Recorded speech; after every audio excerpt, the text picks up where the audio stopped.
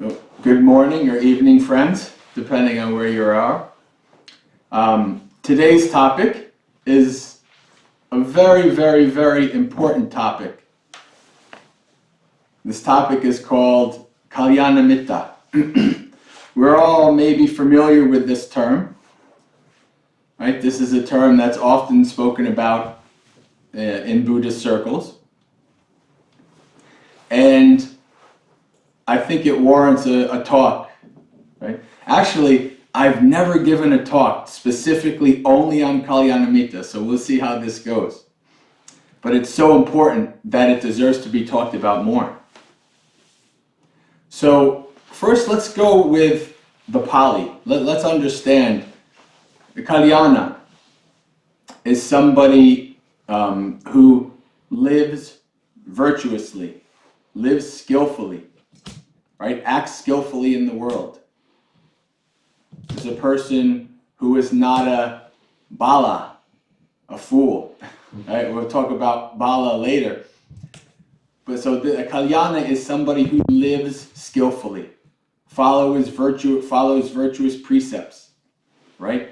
Acts skillfully in the world, tries to act in ways that are beneficial to themselves and others and not harmful to themselves and others. That's kalyana. Mitta is friend, right? So, or the act of being in a friendship. So kalyana-mitta is somebody who is close to you, who is very skillful, very wise, right? Acts very skillful. Is somebody worth emulating, right? And so we see in the sutta, a very famous sutta, where Ananda, you know Ananda, the Buddha's chief attendant in the second half of his teaching career.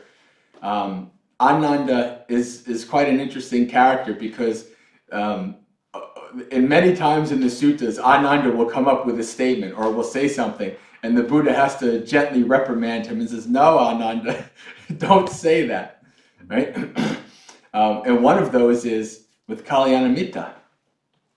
So the Buddha, the sutta opens with Ananda coming to the Buddha and saying, "This is half the holy life. Kalyana-mitta, good friendship, good camaraderie, good companionship." Right, and the Buddha says, "No, Ananda." It says, "No." It says, "This is the whole of the holy life. For one who has good kalyana-mitta, one who has good, virtuous friends, is expected to follow the Noble Eightfold Path. Right? Is expected to act skillfully. Is expected to reach the ending of suffering." Right? So when it comes to monastics in this regard, right, because this is what they're talking about when the whole of the holy life, it's very important for monastics to have good kalyana-mitta. But it's also very important for lay people to have good kalyana-mitta. So it doesn't matter who you are, if you're a lay person or if you're a monastic, having good kalyana-mitta, good virtuous friends, right, is very important. Because if you don't, then it's very hard, or the chances are very unlikely that you are going to follow the path, that you are going to act skillfully. Right? Sure, there are the rare person in the world who has very strong determination and strong ability to act skillfully in skillful ways, totally and completely by themselves. Right? That person does exist. But for the rest of us, what we need in our lives is good kalyana-mitta. This is very important. And the Buddha, when it comes to lay people, right, there's a sutta where the Buddha explains kalyana-mitta in terms of lay people. He says there are people in the village who are well practiced in faith, well practiced in generosity, well practiced in developing and sila, right? Well practiced in pana. So saddha, sila, dana, panya, right? Those are the type of people that you should be around. Those are the type of people who you should emulate, right? People who are well versed, well practiced in these things, right? And not only people who talk the talk about them, whether monks or lay people, you can hear people, there could be even a monk. They could talk about, practicing good sila and good dana and good this. But then you watch them outside and it's like, they're not really practicing what they preach, right? They're not really walking the walk, as we say here in America, right? So we have to make sure that when we see somebody, a monastic or a lay person, etc., we say, okay, not only are they talking the talk, but they're walking the walk. This is a person who I should emulate. This is a person who I should look up to. This is a person who I should spend more time with. Right? This is a person who I can learn from. And you say, okay, I'm going to stick to this person like glue. Right? This is very important, right? The Buddha says that if you are in the company of a foolish person, then there's no companionship with a foolish person. Avoid them, right? That doesn't mean you should hate them or not have metta for them, but just don't be around them, right? And if you cannot find such a person as I've described, a good kalyana-mitta, it's better to be alone. Right? The Buddha says it's better to walk alone like an elephant through the forest. Right? But if you find such a good person, a person that's skilled in dana, sila, saddha, panya, right? Who's skilled in these things, then you should hold on to them and do what you can to be around them, right? To be around them. And this is important because, I don't know, I'm sure this is pretty universal. My major in college was anthropology. I love studying human cultures and cultures all over the world. And there are just some things that are universal. And I'm willing to bet, even though I didn't grow up in Indonesia, I'm willing to bet you also grew up with mothers or fathers who said, be careful who you hang around with, right? Guilt by association. Whoever you hang around with, that is how you're going to act, right? That's what my mom taught me. And so this makes sense. Right, we think, when we're young, it's like, come on, no, I want to hang out with the interesting people. Or I want to hang out with the people who are doing unskillful things because the unskillful things are fun, right? These kind of things. But when we get old, drinking all night, I'm going to end up in the jail because we did something stupid, these kind of things. And you're like, I don't want to hang out with these kind of people anymore. Right? This is not you realize that it's actually more work, right? It's not as fun, it's not as pleasant to be around people who are like that.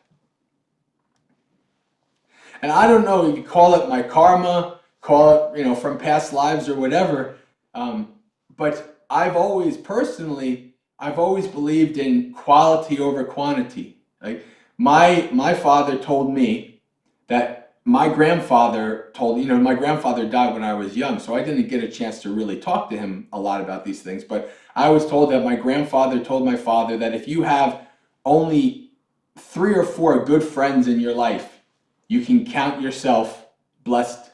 You can count yourself that you're lucky, right?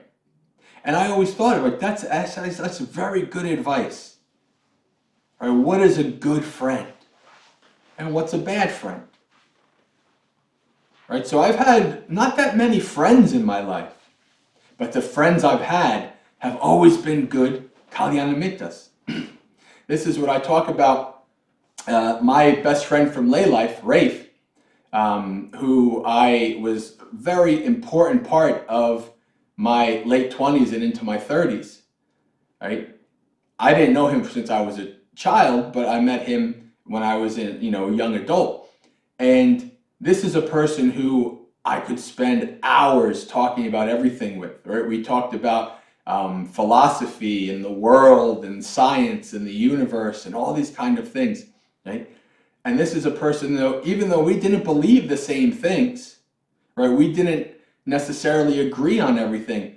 We were kalyana-mitta, right? He is in my lay life, he was my biggest kalyana-mitta on my Buddhist path, right? Because he didn't become a Buddhist, right? He toyed with maybe becoming a monk and becoming a Buddhist later on, but that's not really his path.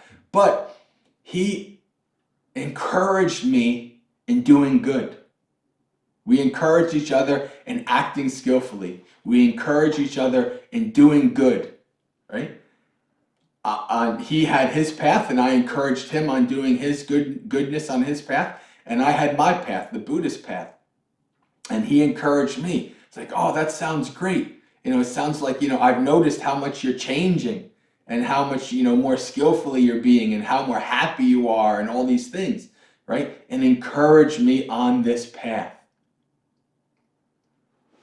So for him, I feel very blessed that I have this person. I still talk to him to this day, on the Facebook every once in a while. He lives in California and I live here on the East Coast, so I haven't seen him in years.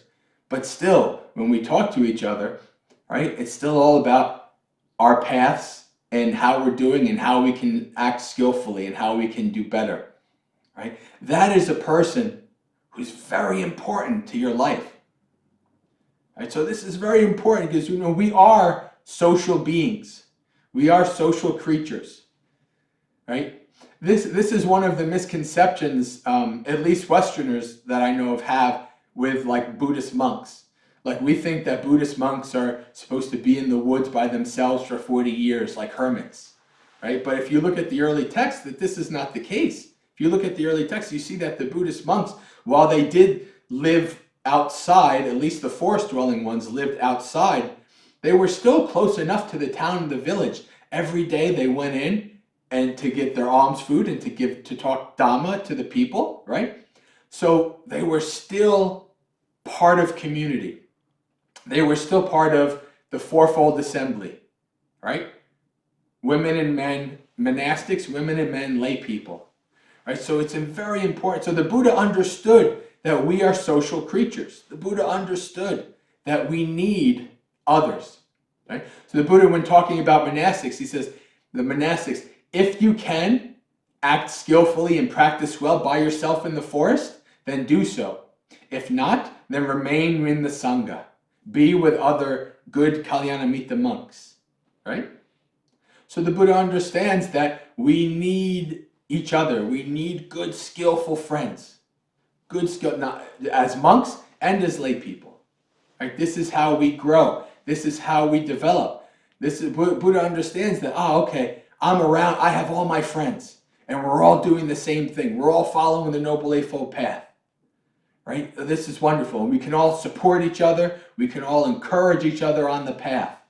Right? And sometimes following the Noble Eightfold Path is the hardest thing a person can do. We're going against the stream of all of our likes and our dislikes and our cultural, our cultural upbringing and our evolutionary upbringing. All of these things. When we practice the Noble Eightfold Path, we practice going against the stream.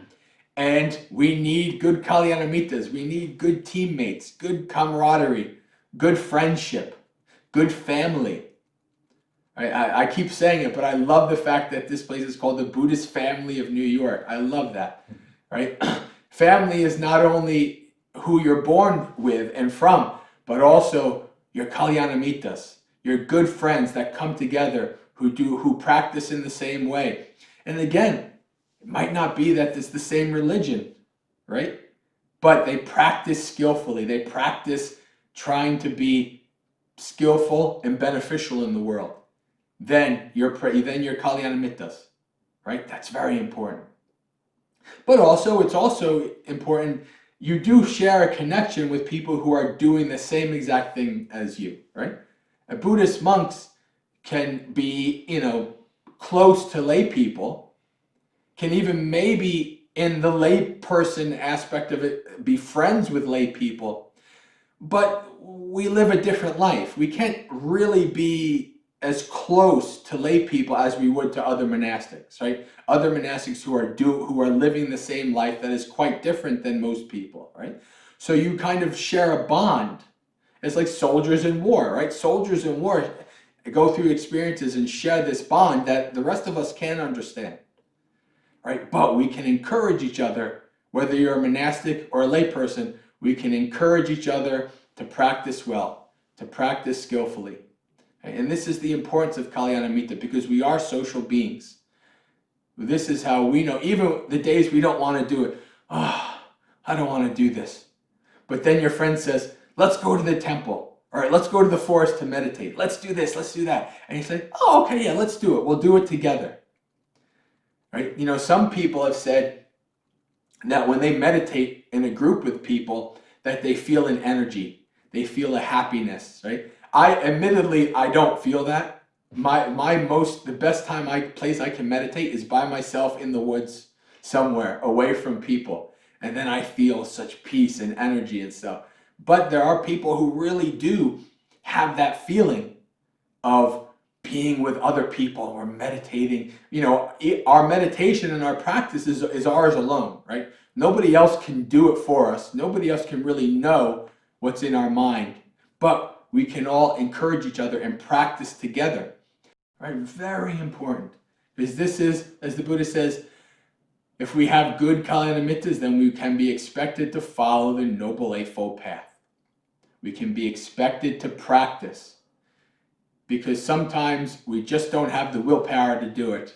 We just don't have the energy. Sometimes Mara, right? Mara has total control of us, and we need a friend to come in and reach out and grab us out and say, okay, come on, let's go practice. Let's do some dana. Let's practice some sila. Let's go meditate, right? That's very important, because sometimes you just can't do it by yourself. That's one of the things that I realized actually as a monk. The last year or two, I realized I need to be around lots of good kalyana-mitta monks, because I can't actually become awakened on my own, right? My ignorance, the force and the bala inside, the ignorance that I have inside, actually, I need good community. I need good monks to be around, to learn from, right? That's very important. And so that's why even monks have monasteries, right? Even monks come together, right? We tell each other our faults, right? We do our confessions, right? And that's not meant to be this goes also to a good point of what a kalyana-mitta is, right? Good kalyana-mitta monks would never judge you. They would never say, oh, tell us what you did. It's not about that. It's, I did this thing, I'm trying to be better, but I messed up. And they'd be like, okay, we understand, we support you, keep trying to be better, right? Thank you for confessing in this. It's good to confess that you did this act so that you can let it go and you can try to be better next time, right? So the Buddha says this is how you do it. And so this is the only confession in Buddhism is for monastics, but also though you can do what the Buddha says. The Buddha gives a 3-part way of how you grow in this Dhamma and discipline, right? So the first one is that if you've done something bad, you admit it that you've done something bad. You acknowledge your transgression, right? And you can do that. Firstly, you have to do it to yourself, right? Because our minds, Mara in our minds, right, will come up with all kinds of justifications why we did this unskillful act. Right? So we have to acknowledge, no, I did this unskillful act. We have to acknowledge our transgression. How it starts usually is somebody comes to the Buddha and they admit that they've done something wrong. And he goes, foolish man, yes, indeed you have committed a transgression. right? But you have what? The second step is, the first step is you acknowledge you've done this transgression. And so sometimes that means confessing to another person. Sometimes you have to go to a friend and say, listen, I did this, I'm sorry, right? The second part is making amends for that action. So you make amends by apologizing, by, whatever. If you destroyed something, maybe you can replace it. You make amends, whatever way you can make amends, right? And then the third is to seek future restraint, meaning next time I'm going to do better, right? Have an honest, sincere, not that from here on in I will never make any mistakes ever again. That doesn't exist, right? Unless you're an arahant, you're going to make mistakes. But you make an honest, sincere, let me try to do better next time. Let me try to figure out a better way of doing it next time, right? And so the Buddha says, you have acknowledged your offense. You have made amends in accordance with the Dhamma and seek future restraint. This is how one grows in this Dhamma and discipline, right? So if you understand that, and you have good friends, good kalyana-mitta, who have your back, because sometimes we can't see, we have all kinds of what we call blind spots, right? We can't see that we're acting stupid. We can't see that we're acting bala. But our friends, our good kalyana-mittas can. And they can say, listen, you're acting in not a good such way. Maybe you can't see it, but I can. And I have your best interest in mind, right? A kalyana-mitta is want the best part of you to come out, to be better, right? So they will not judge you, right? They're trying to help you be better, right? So they will say, listen, you're not doing good. You should do this, right? And normally we don't like that. Well, oh, who are you to, we get defensive. Who are you to tell me that I'm not doing something right, right? But the only exception to that is if we know that the person is not trying to harm us, right? If we know that the person is not trying to use our confession against us, right? They're going to go to another person. Oh, you see what this person did, right? If we know that they're honestly sincere, good kalyana-mitta, and that they're trying to help us, well, then we won't feel that defensiveness. We were like, okay, thank you. I don't see this. Let me try to figure this out. And that's exactly what, my friend Rafe and I did, right? We called each other on our BS. And that was such a wonderful thing to say, oh, okay, I know this person. Because even if the defensiveness comes up, I know, all right, no. I know that Rafe, I know that this person, this Bhante, whatever, really does sincerely have my best interest in mind. They really aren't trying to harm me or ruin my reputation. They're trying to help me get better. Let me listen to them, right? And then that's how we all get better, right? And you do the same for, you be the kalyana-mitta for somebody else, right? This person knows that they trust you, that they know that you're not, trying to be harmful to them. And you can say, listen, I see this. This is my perception. I don't think you're doing the right thing here. You should try to do better this way, right? And they say, oh, thank you very much. I think you're right. Let me examine this. Let me contemplate this, right? So this is the importance of kalyana-mitta. This is the importance of having community, having good friends, right? Who the Buddha says you should hold on to, right? There's very few things in the suttas that the Buddha says you should grasp on, right? Because most everything the Buddha says you should let go of. But anything that helps us lead towards the ending of our suffering, right? Anything that helps us, so like a good desire to practice Dhamma, that's good, right? Because it leads to the ending of our desires. A good desire to have good kalyana-mittas, that's good, because it leads us to following the Noble Eightfold Path and ending our suffering, right? So the Buddha tells us to hold on to these good people, right? Obviously, understand that they don't have all the time in the world for you, right? They can't, they have to, especially with monks, I'm not even that famous of a monk, but I have lots of emails. People always email me about things, and so I respond to it. Unfortunately, sometimes it takes me a couple weeks. I'm not the best at responding to emails. But, but people have, if they see somebody who they think is going to be beneficial for them, they really do want to try to get as much from them as possible. And sometimes you have to realize that that person only has a limited amount of energy and time, right? So you have to be, understanding of that, but still try to always make sure that you have the ability to be close to them, to listen to them, right? To watch how they act and to emulate them. That's just what Buddha says, to emulate a good kalyana-mitta. That is a good thing. So friends, I think we have about a half hour left, so I'll leave that to questions and answers. Thank you. Sadhu, sadhu, sadhu. So while we wait for the next participants to ask questions, I have a small question, Bhante. You did mention about the kalyamitta with a different point of view, but still can be a good kalyana-mitta.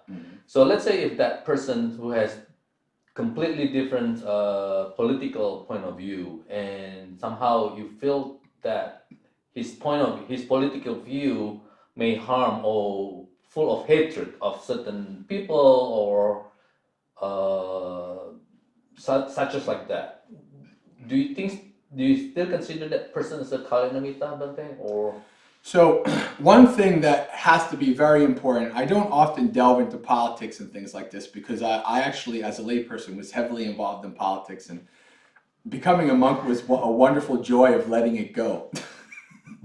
But something that's very important is to really investigate and understand and try to see if what their views are really what you think that their views are. Like, so these days it's very easy to, because everything is so polarized, it's very easy to think that somebody totally fits within a certain framework, and then everything that you think is part of that framework applies to that person, right? But in reality, it's very nuanced. In reality, people often don't, especially people who really try to investigate and really try to think, will have views that are very nuanced, not black or white, meaning that they might agree and believe in this thing and then they don't agree and believe in that thing. So it's very hard for them to say that, to fit into, oh, you're that kind of a person. Well, maybe they are, maybe they aren't, right? To investigate and to understand that point of view, right? And not to just listen to what other people say, but you have to investigate it for yourself. And you really think, okay, are they really being harmful or are they not? Right? You have to that's the first thing, to really investigate.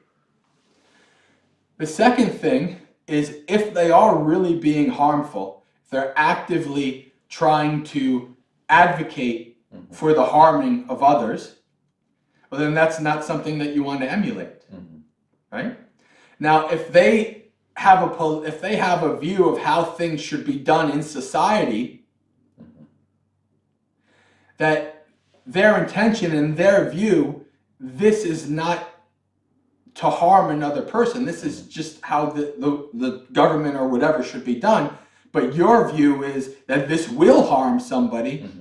Well, then that's more in the realm of politics. That's more in the realm of like, we have to try it to see if it actually will do it, because you don't know. That's kind of an abstract thing, right?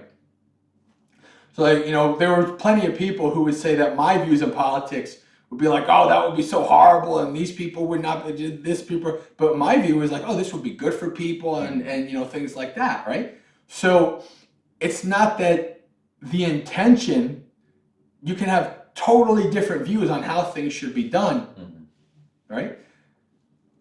But the intention behind them is still, this is how we think things would be better for the most amount of people, right? So you have to really question and investigate that first. Then, if they are acting skillful, if they're advocating for instance, like in the monks' rules, right? One of the parajikas, or it's one of the rules that you're not a monk anymore, is that I would kill a human being. But that's only part of it. If I said it is good to go kill people and somebody kills somebody, then that is also a parajika, right? So I'm supporting it. I'm saying it is good that you should take your own life, or it's good that, you should, whatever, right? That is encouraging that, then that's not a kalyana-mitta. That's not somebody who's encouraging you to do something skillful, right? You should encourage, you go take out these people. These people, they don't believe how they do, we do, we should, there's lots of, even today in politics, there's people who, they'll show up to people's houses and threaten their children and do, it's not good what people are doing, in politics today. But, and that's, when you can see that somebody is actually acting unskillful, then you can say, okay, well, maybe they are misguided. But you can also say, for the most part, this person is encouraging me to do skillful things, right? And then they, are not encouraging me to do unskillful things. But they have some views that really kind of don't fit my views. But then you can still kind of accept that, okay, well, they are for my best interest. They just have a view of what my best interest is that's different than my own. Right? So that's important. The intention and the desire is important. Because it's also very easy for some, people will say, like, I have such and such compassion, and this is the best way of doing things, and these people don't have any compassion. They just want to harm people, etc. Right? And you have that view, but you don't know if that view is actually correct. Right? And so that's actually unskillful. That's not good either. Right? So you have to really kind of investigate: is this person acting skillfully? Do they encourage me to act skillfully? Or do they not encourage me to act skillfully? And if they're not encouraging me if they're encouraging me to act unskillfully, then that is a person that I should not emulate. Right? That's a person. Even that person might even believe exactly what I believe, agree with everything I agree, but they don't act skillfully, and they don't encourage me to act skillfully. Well, then that's a person I don't want to be around. Right? Because that's not a person who's going to help me grow. Right? Because we all believe the same thing. We don't think, that's not a person. This is why actually it is important to be around people who have different views, because they challenge you on your views, right? This Buddha talks about our views as a tangle, right? Our views, it is because of our views that we take up swords, right? It's because of our views that we cause so much strife in the world, right?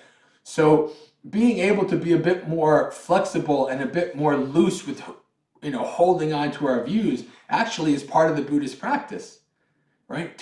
So we instead of this person doesn't have our views, so that automatically they must be a bad person, right? That's not a good way of living, because like I said, I'm an anthropologist. I studied all people all over the world, right? It's so easy to say, oh, this person, they're from a different country, they don't have our views.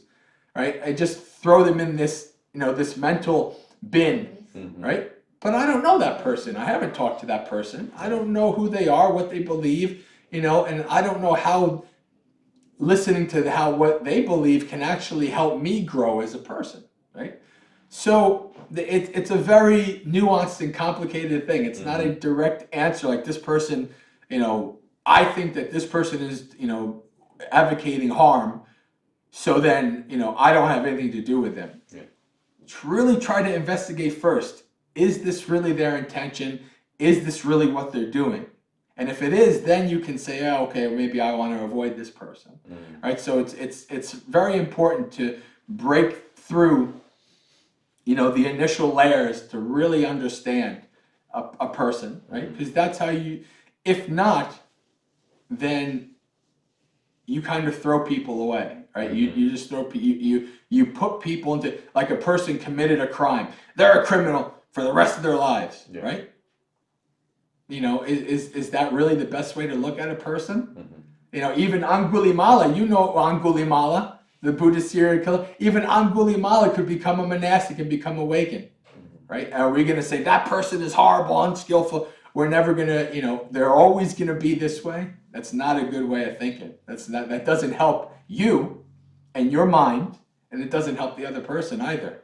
So it should be done very wisely, skillfully, and investigating and understand. And then truly, if this person is unskillful, unbeneficial, then you say, okay, I'm going to set my boundaries and limit my time with that person. Mhm.